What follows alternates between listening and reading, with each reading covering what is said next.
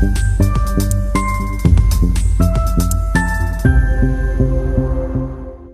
want to start today with a phrase that gets thrown around a lot. Oh, yeah. The armchair traveler. You know the type, right? Mm-hmm. Yeah. Someone whose entire travel experience is through a screen. Exactly. We tend to think of it as this sort of passive way to see the world, like the diet soda version of travel, you know? You get the taste, but none of the actual experience, none of the grit. Right. But I want to challenge that today because I think there's a huge difference between just, scrolling through pictures of a place and actually inhabiting it in your mind. Okay, I'm with you. You can buy a ticket, fly to Paris, stand in line for the Eiffel Tower, but be so worried about your luggage you don't feel a thing. Mm-hmm. Or you could open a book, really good one. And suddenly you're there. Suddenly you are breathing the air in a spice market in Marrakesh. That's a great distinction. It's what I call empathy geography. Physical travel is logistics, but reading is emotional immersion. You're seeing the world through a character's eyes. Empathy geography. Yeah. I love that. And that's the perfect launchpad for today's deep dive. It really is. We're unpacking a really fascinating profile from Reader's House magazine dated January 23, 2026. The headline is, Nina Purtee inspires readers with global adventures. And if you don't know Nina Purtee, you are in for a treat. She's an award-winning novelist who has basically built her career on blurring the line between her own passport and her characters' lives. She writes in a genre that's labeled adventure romance. Right. Now, let's pause on that, because when I hear romance, I'll be honest, my mind goes to a very specific formula. Meet cutes in a cozy small town. Exactly.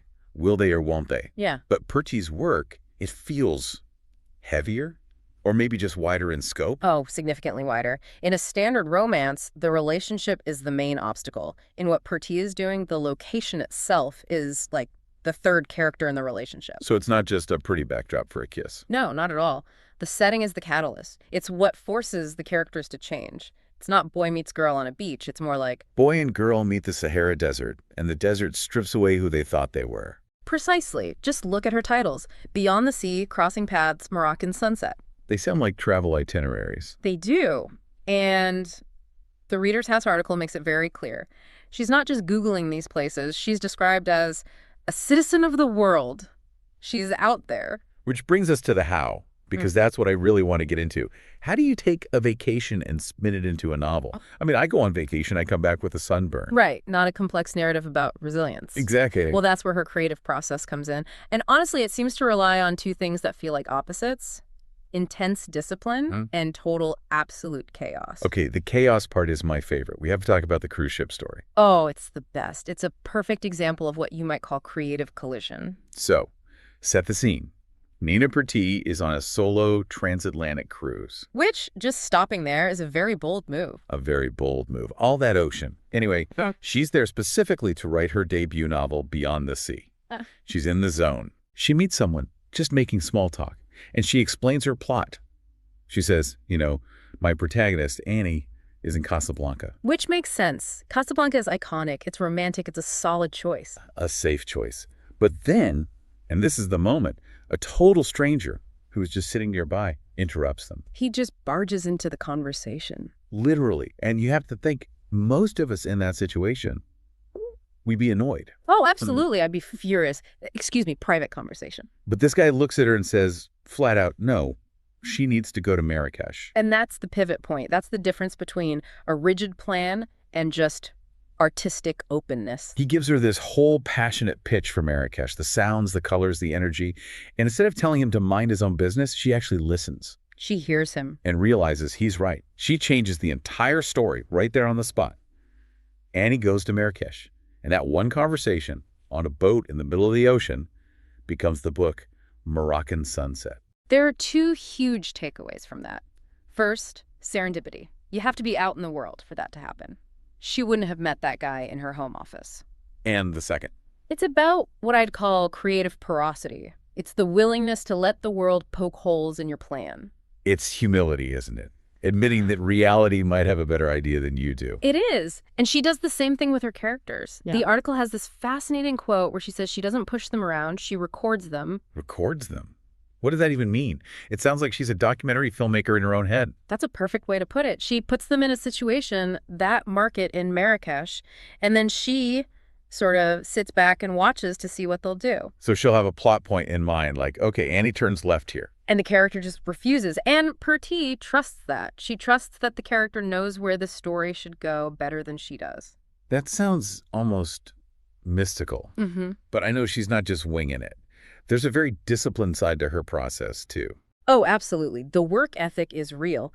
The article says she writes early in the morning when her mind is fresh, but the afternoons. The afternoons are for research. And not just a quick Wikipedia skim. No, this is where the Rosa Bonheur connection comes in. I have to admit, I had no idea who Rosa Bonheur was before this. She was a massive deal in the 19th century, a French artist, probably the most famous female painter of her time. Right. But why is she showing up in a modern adventure romance novel? Because of the research rabbit hole. So Purtee is writing Finding Sarah. And in the story, the character Sarah had to paint a mural in 8th grade. Okay, simple backstory detail.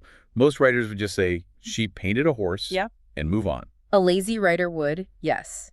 But not Purtee. She starts digging into art history, and she finds this tiny, charming little fact about Rosa Bonheur. The alphabet thing. The alphabet thing. All right. Rosa Bonheur's mother taught her the alphabet by drawing animals. A is for ass, B is for beef. And Purtee was so taken with this detail that she just lifted it. She gave that real historical trait to her fictional character, Sarah. And that's what gives great fiction its texture. When you anchor a character's quirk in something real, it gives the story this subconscious weight. It grounds the adventure in something solid. So we have the serendipity, the stranger on the boat, and then the deep, rigorous research. But I want to pivot to the emotional core. Okay. Because adventure romance sounds like a romp. It sounds fun. But these books deal with some genuinely heavy themes. They really do. The article lists them: love, loss, and resilience. Purtee even mentions she reads a daily motivational email to help keep her perspective. This is someone who thinks deeply about struggle. And she does not protect her characters from it. The case study has to be Crossing Paths and the character Antonio. Antonio. He's a fascinating character. He's a matador. I mean, that's the ultimate macho archetype, right? The suit of lights, the crowd, the power. Exactly. And what does Purtee do to him? She breaks him. He has a horrible injury in the ring, ends up in a wheelchair. And the article says he's wallowing in self-pity. Which is so honest. It would be so easy to write him as immediately noble and brave. But that's not how grief works. He lost his entire identity. And his brother, Ramon, is dealing with his own baggage. Their father's death, the legacy of bullfighting. It's a lot. So how does she resolve it? This is where the adventure part comes back, but as a tool for healing. Right. They don't just sit in therapy. They go to Majorca. To hike the Night of the Pilgrims. Exactly. A real physically punishing hiking challenge. And Purtee uses that exertion, that struggle through the landscape, as the crucible for Ramon's growth. It's that idea that sometimes you have to exhaust the body to quiet the mind. The location forces the growth. He couldn't have processed it all sitting on a sofa. He needed the mountain. It really makes you think. Sometimes the answer isn't to think harder. It's just to go somewhere else. Walk. Change the input. Change the output. Speaking of changing inputs, she's been all over the map. But that comes with a risk, doesn't it? Writing about cultures that aren't your own. It's a minefield for any writer today. How do you do it respectfully? The interviewer asked her about this, and her answer. Well, at first it sounded a little simplistic. She calls it her smile philosophy. It sounds like a bumper sticker, I know.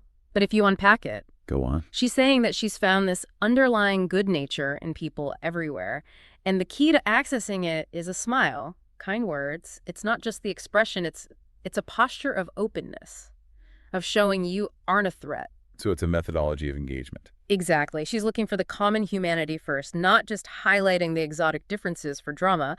It's optimistic for sure, but it seems to work for her. And she is definitely not slowing down. The article gave a sneak peek at what's next. Not at all. The current project sounds amazing. It's about a character named Mara. The Balinese artist. This setup is incredible. Mara is a fabric designer from Bali. Very humble, very traditional.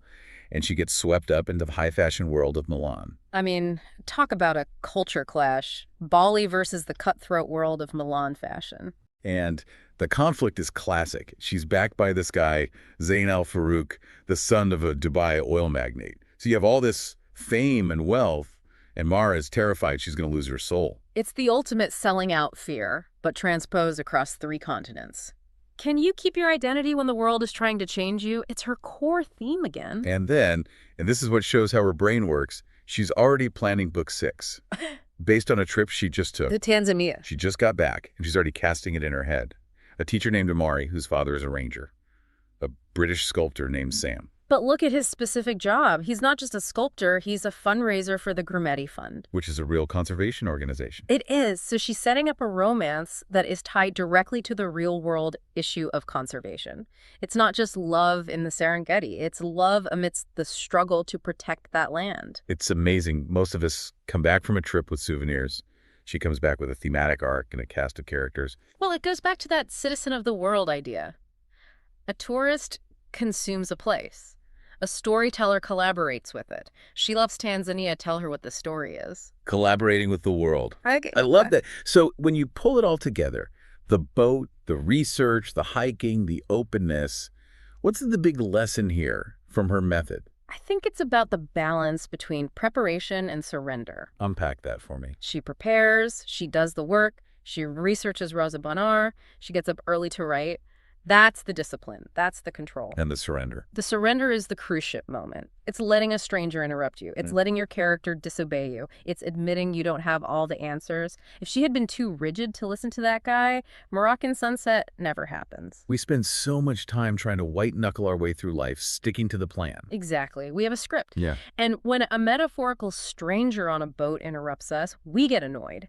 Purtee's work is basically telling us, listen to the stranger. The detour might be the better story. The detour is almost always the better story. So as we wrap up, I want to bring it back to you, the listener.